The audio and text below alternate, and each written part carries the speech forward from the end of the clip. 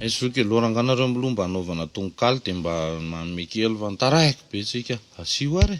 ay matika mba mitaingina terakanina dia lavitra zao nefa teratay sesy tabe nefa tsy mavanina veloma zao hoe dia matindray io ve zao tsy anetroka mainty be raha hoe mandeha amin'ny lalany tampiketra dia hoe dory tanetina kazo be nefa le fiara viretra amin'ny mesesetra tsaiky amin'io mirehatra be raha za aloha raha zoko tsy mandehandeha na hoe miantso mpanao diagnostika diagotomata angano tsy efa hita dia mba jerena aloha ny motera injectera ny captera trano train avao arera mety vitany hatramy tare horery io nareo to dokotera tena ko menaka ve zao mba normal sa sy doka menaka serasera ndray mitsifitra nefa dia eo amin'ny pani torohevitra ihany aloha ny ara tsy mety aminao nefa dia mba tsarovy ihany nareo mantsy mba mpanao facebook diagotomata zay mipaziny ihany tsy hitako tsony zay ola zay na falo avy amin'izay koa ny volanay fanakianana 10 a dia le conseil akalaray zany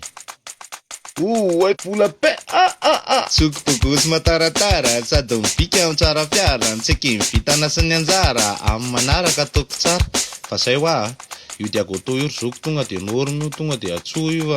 mavita amin'ny vamy maresaresa io zay aloha fa andeha hitany tempo bandy pony 10-12